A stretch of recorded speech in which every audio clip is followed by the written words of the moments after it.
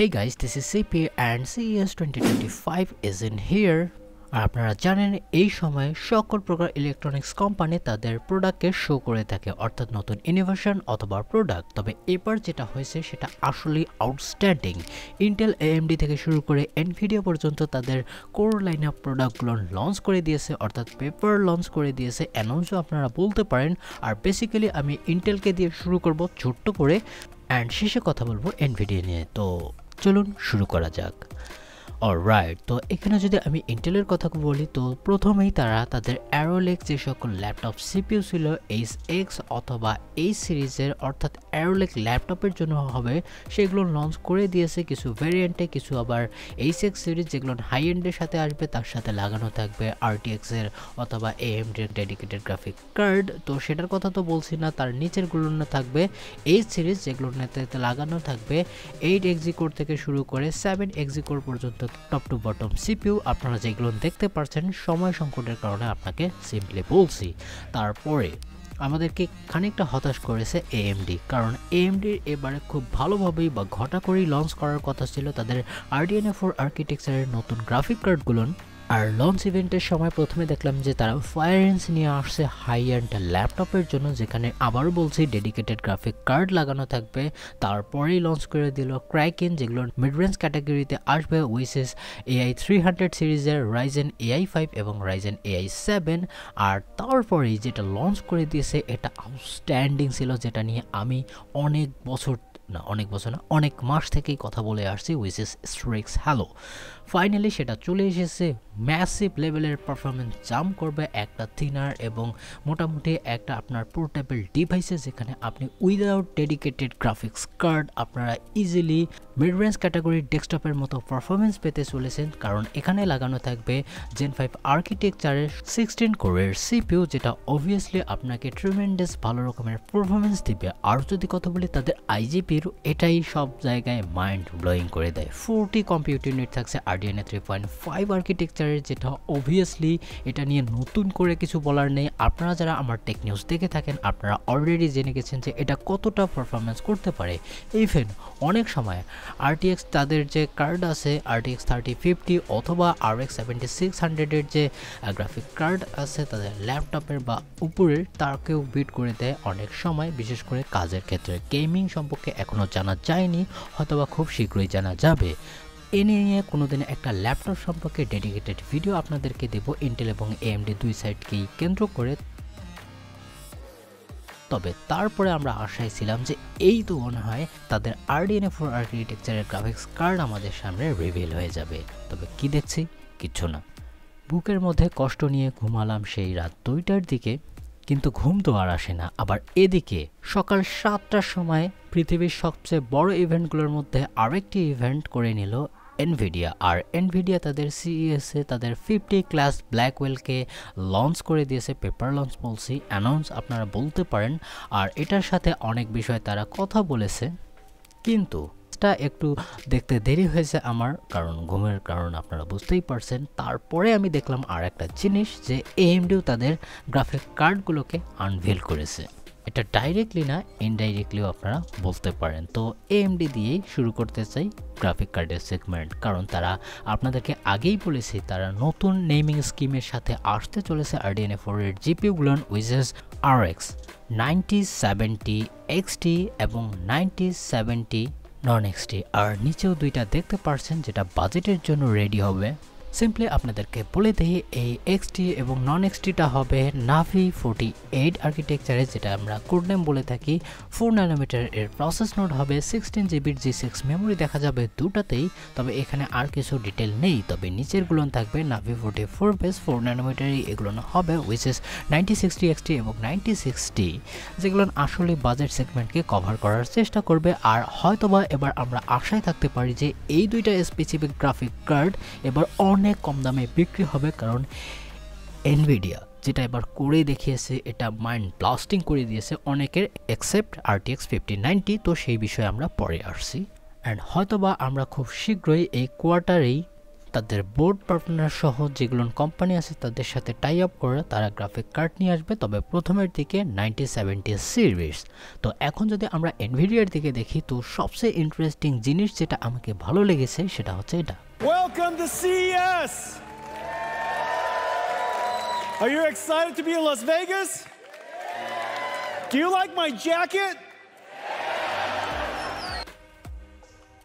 By the way, Nvidia এবার যেটা করেছে সেটা আসলে আমি 16 সাল থেকেই প্রায় মিসিং দেখছি, অর্থাৎ লঞ্চ ইভেন্টের টাইমিংটা মিস করে দিয়েছে। না, আমি অক্টোবর সেপ্টেম্বরের কথা বলছি না, এবার যে প্রোডাক্ট লঞ্চ করে থাকে শেষের দিকেই করে থাকে, তবে এটা এবার একটু ব্লেন্ড করে নিয়েছে। প্রথমেই তারা RTX 50 ক্লাস ব্ল্যাকওয়েলকে দেখিয়ে দিয়েছে, অ্যান্ড হয়তোবা ক্রিটিসাইজকে ভয় রেখে তারা প্রাইসিং এবং প্রোডাক্ট দুইটাই প্রথমের দিকেই অ্যানাউন্স করে দিয়েছে। কিন্তু আমরা এই বিষয়টিকে শেষে নিয়ে যাব। সিম্পলি কিছু কথা বলি, তারা অবশ্যই সব সময় এআইয়ের কথা বলে এসেছে, যেটা আউটস্ট্যান্ডিং একটা বিষয় তাদের জন্য, কারণ এআইয়ের অর্ধেকেরও বেশি, অর্ধেক কেন বলছি, প্রায় 80%-এরও বেশি কম্পিউটিং হেল্প নেওয়া হয় থাকে এনভিডিয়ার পক্ষ থেকে। তো তারা তো ঢোলঢাক পিটাবে। তবে এবার যেটা করে দেখিয়েছে যে আপনার হাতেই একটা ছোট্ট করে সুপার কম্পিউটার ঝুলিয়ে দিয়েছে, আপনারা চাইলে এটাকে অনেক জায়গায় ব্যবহার করতে পারেন সুপার কম্পিউটার হিসেবে।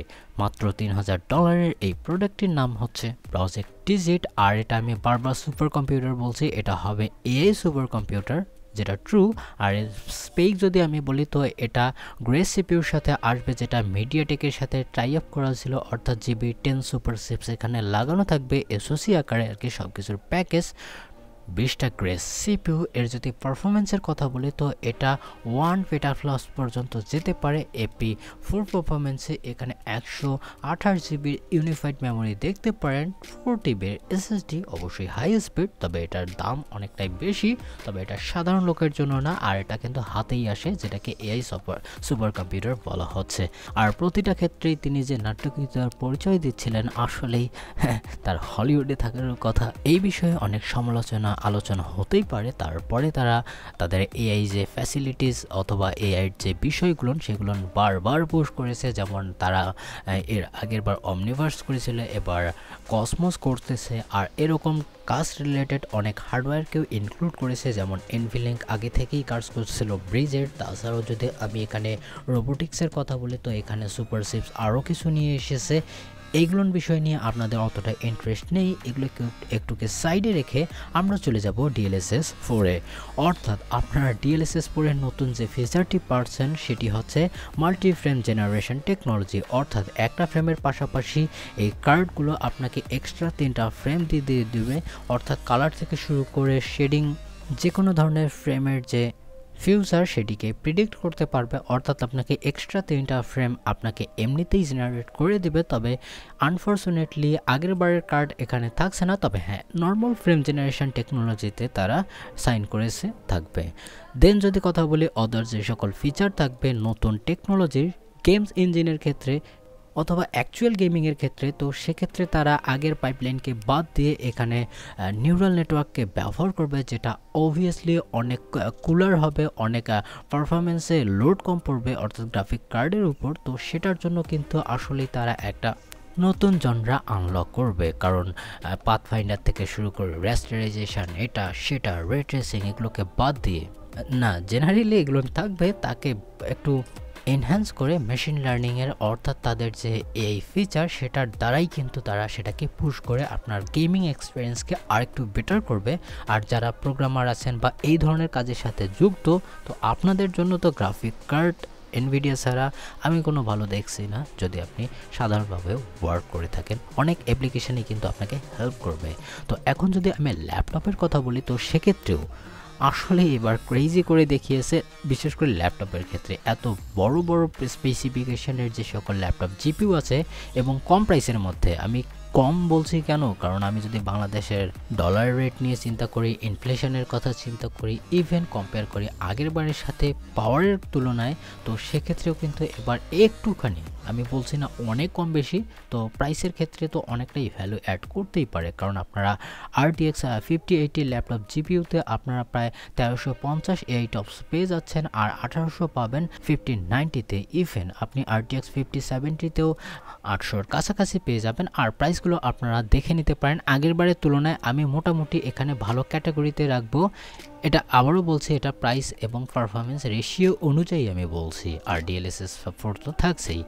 এখন যদি আমরা মেইন বিষয়ে কথা বলি, অর্থাৎ RTX এর ডিসক্রিট জিপির উপর, তো প্রথমেই তারা লঞ্চ করে দিয়েছে RTX 5090। প্রাইস অনেকটা বেশি লাগছে, তবে প্রাইসের আগে স্পেক সম্পর্কে দুই একটা ধারণা নিয়ে নেই। তো 5090-তে অবশ্যই ব্লেজিং ফাস্ট এবং এটা ওয়ার্ল্ডের কেন এই সোলার সিস্টেমের সবচেয়ে পাওয়ারফুল একটা গেমিং কার্ড হতে চলেছে, এখানে তো কোনো সন্দেহ থাকার প্রশ্ন নেই। তো এখানে যদি আমি টোটাল এসএমের কথা বলি, আপনারা লিকে এতবার দেখেছেন, আপনার হয়তো বা মুখস্থ হওয়ার কথা GBO 202-300 দিয়ে 170। এখানে এসএম থাকছে, কুডা টোটাল থাকছে 21760টা, যেখানে অপরদিকে আমরা RTX 5080-তে একটু কম দেখতে পারছি, অনেকটাই কম, ডাবলেরও কম দেখতে পারছি 10752, যেটা আসলে আমাকে অনেকটাই ডিসঅ্যাপয়েন্ট করেছে। মেমোরির ক্ষেত্রে এখানে 32GB দেখতে পারছি GDDR7-এর, 16GB দেখতে পারছি RTX 5080-তে। 5070 এর ক্ষেত্রে এখানে আমরা 16GB দেখতে পারছি, তবে হয়তোবা এখানে ব্যান্ডউইথ কিছুটা কম দেখতে পারি। তবে কুডার কথা বললে এখানে থাকছে 8960, আর RTX 5070-তে থাকছে, যেটা অ্যাফোর্ডেবল হবে অনেকের জন্য, সেটাতে থাকছে 6144, 12GBর VRAM পেয়ে যাচ্ছেন G7-এর। তো যেটা অবশ্যই একটা ডিল ভালো করার বিষয়, কারণ এর আগে আমরা তো এনভিডিয়ার কার্যকলাপগুলো দেখেছি। বিট আপনারা দেখতেই পারছেন 512 বিট থাকছে, যেটা অবভিয়াসলি আপনাদের আগে থেকেই বলে আসছি। তবে নিচেরটাতে থাকছে 256, আপনারা দেখতেই পারছেন। মেমোরি স্পিডের কথা বললে এখানে 28 Gbps-এর মাইক্রনের চিপস হয়তো বা দেখতে পারবো, তবে 30 Gbps থাকছে এবার RTX 5080-তে। তবে এটা বিষয় না, আর টোটাল ব্যান্ডউইথ থাকছে এবার 1.8 TBর কাছাকাছি, যেখানে RTX 5080-তে থাকছে প্রায় 1 TBর কাছাকাছি, অর্থাৎ 960। পাওয়ারের কথা বললে এখানে অলমোস্ট 575 ওয়াট এটা একাই কনজিউম করবে, তার নিচেরটা করবে অর্থাৎ 5080 করবে 360 ওয়াট, 300 করবে 5070 Ti, আর 260 ওয়াট করবে 5070, যেটা আমাকে আসলে ইনক্রেডিবল লেগেছে। আর আপনারা জানেন এর নোটটা কোন ক্লাসে হতে চলেছে। আমরা যদি টেন্সর কোরের কথা বলি, তো সেক্ষেত্রে 5th জেনের থাকছে এটাতে, আর রে ট্রেসিং কোর থাকছে 4th জেনারেশনের, আর এখানে রে ট্রেসিং কোরও অনেক কয়টাই থাকছে, অলমোস্ট 170টা, আর টেন্সর কোর থাকছে 680টা। তো এখন যদি আমি মিডিয়া এনকোডারের কথা বলি, তো এনভ্যাঙ্কের 9th জেনারেশনের 3টা থাকছে RTX 5090-র জন্য, 5080-র জন্য থাকছে 2টা, 5070 এর জন্য থাকছে 2টা, আবার ভেদভাব করা হয়েছে 5070-র সাথে শুধুমাত্র একটা, তবে একটা দিয়েও অনেক ভালো কাজ করা যাবে 9th gen. By the way, এখানে আপনার AP32 ফ্লটের একটা স্কোর জানার ইচ্ছা থাকে, তো সেক্ষেত্রে আপনাদেরকে বলি এবার 100 ট্রাফলপসের উপরে কাজ করে থাকবে, তাহলে আপনারা ভেবে নিন। আর টোটাল এখানে ট্রানজিস্টর থাকবে 92 বিলিয়ন, আর বাস ইন্টারফেস থাকছে PCI Express 5-এর fully 16 lane. By the way, display আউটপুটের কথা বললে এখানে এবার আগের বারের স্কট হার্কেলম্যানের তারা খেয়ে There's no need to rebuild your desktop, no need to upgrade your case, and there's no need for a new power adapter. If you are paying that much money for a brand new gaming card, DisplayPort 2.1a K include করে দিয়েছে, তাও আবার 3টা, আর HDMI 2.1b থাকছে একটা, অর্থাৎ আপনি 1000 FPS এ game খেলতে চাইলেও এটা সম্ভব। আর আপনাদেরকে বলেছিলাম যে অনেক ডিসপ্লে মেকিং কোম্পানি বা মনিটর মেকিং কোম্পানি তারা OLED ডিসপ্লে দিয়ে হাই রিফ্রেশ রেটের মনিটর মার্কেটে নিয়ে আসছে, আর এটারই জন্য যেটা অবভিয়াসলি এবার আপনারা 4K-তে হাই রিফ্রেশ রেটের গেমিং করতে পারবেন ট্রুলি, আর 8K-তেও আপনারা ট্রাই মারতে পারেন, সেটা আপনার উপর। অ্যান্ড যদি কথা বলি পাওয়ার কানেক্টরের, ইয়েস, এবার আবারও থাকছে একটা স্পিনের 12 ভোল্ট হেইজ পাওয়ার কানেক্টর, যেখানে 16টা পেন থাকে টোটাল আর কি। অ্যান্ড ডিজাইনটা আগের লিকেই ছবিতে বলেছিলাম যে এবার ভার্টিক্যালি থাকছে এই কানেক্টরটি।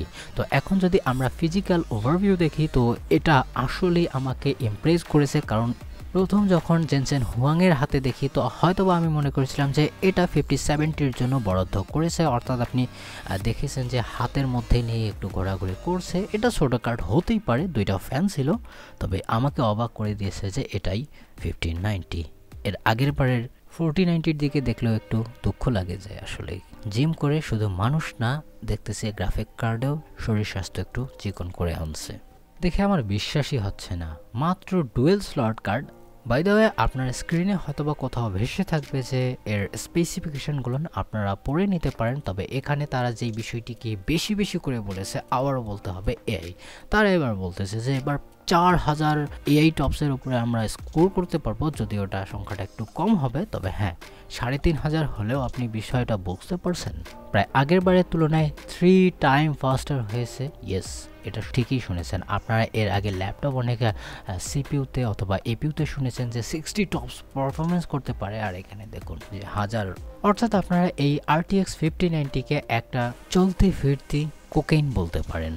তবে হ্যাঁ, সবশেষে একটা জিনিস আমরা আরেকবার নোটিস করেছি যে তারা এবার পারফরমেন্স সম্পর্কে সেরকম কথা বলেনি, যদিও দুই একটা স্লাইড শো করেছে যেটা তাদেরই RTX 4090-কে নিয়ে, অর্থাৎ আগের বারের তুলনায় কতটা এআই পারফরমেন্সে ইনক্রিজ করেছে। রেস্টারাইজেশনের এখানে নাম নিশানা দেখলাম না, যেটা আমাকে ডিসঅ্যাপয়েন্ট করেছে। তবে হ্যাঁ, খারাপ পারফরমেন্স করবে না এতটুকুই বলতে পারি। আর থার্ড পার্টি রিভিউ আপনারা জানুয়ারির শেষের দিকে অথবা ফেব্রুয়ারির শুরুতেই দেখতে পারবেন। ইভেন আমিও একটা ডেডিকেটেড ভিডিও করার চিন্তা ভাবনা করছি, দেখি সামনে কি করতে পারি। আর একটা কথাই বলতে চাই, পারফরমেন্স নিয়ে আপনার কোনো রকমের হেজিটেশন থাকার দরকার নেই। তো এখন চলে আসি আমরা প্রাইসে, যেটা নিয়ে আমরা খুবই ভয়ে ছিলাম, বিশেষ করে যখন প্রাইস অ্যানাউন্সিং করছিল। আমি তো দেখে ভাই যে না, 5090-র দাম আবার $3000 রেখে দেয়।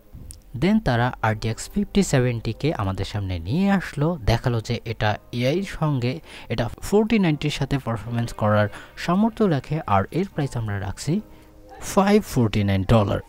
ভাই প্রথমে আমার বিশ্বাস করেন, এর প্রাইস শুনে আমার বিশ্বাসই হচ্ছিল না তারা এইরকম কাজ করেছে এই গ্রাফিক কার্ডটার সাথে। তারপরে অবশ্য 5070 Ti-কে ইনক্লুড করে দিল প্রায় $750। এটাও আমি মেনে নিলাম। তারপরেও কিন্তু খারাপ বলেনি, কারণ RTX 4080-কে আমরা দেখেছি তারা $1200 লঞ্চ করেছিল, তো এবার করেছে $999, অর্থাৎ $200 কম। পারফরমেন্স ভালো, মেনে নিলাম। তবে এবার $400 বাড়ার কি দরকার ছিল RTX 5090-র জন্য? তবে হ্যাঁ, এটা নিয়ে আমি কোনো করছি না, মক করছি না, কারণ যারা 5090 নেবে তারা তো ওই $200-300 দিকে দেখবে না। যাই হোক, সব কিছু মিলে ওভারঅল প্যাকেজ মিলে DLSS 4 থেকে শুরু করে G7 মেমোরি, হাই ব্যান্ডউইথ ইন্টারফেসগুলো সবগুলো মিলে একটা কমপ্লিট প্যাকেজ দিয়েছে। 5090 বাদে আমার সবগুলোর প্রাইস ডিসেন্ট লেগেছে, কারণ তারা চাইলেও এখানে কোনো কম্পিটিটর নেই। আপনাকে বুঝতে হবে AMD তো আগেই তেল মাখিয়ে গায়ে শুয়ে পড়েছে, ইন্টেলের তো অবস্থা খারাপ। তারপরেও যে তারা এতটুকু মানবতা দেখিয়েছে, এটার জন্য জেনসেন হুয়াংয়ের হয়ে আমাকে তো একটা লাইক করতেই পারেন। আই হোপ ভিডিওতে আপনার কোনো প্রকার ডাউট নেই, লেগে থাকলে নিচে লিখতে পারেন। আর অবশ্যই সাবস্ক্রাইব করেই যাবেন, কারণ সামনে আরও ইন্টারেস্টিং ভিডিও আসতে চলেছে। জানি না আমার লং ভিডিও কারা কারা দেখবেন। ভালো থাকবেন, সুস্থ থাকবেন, বাই বাই।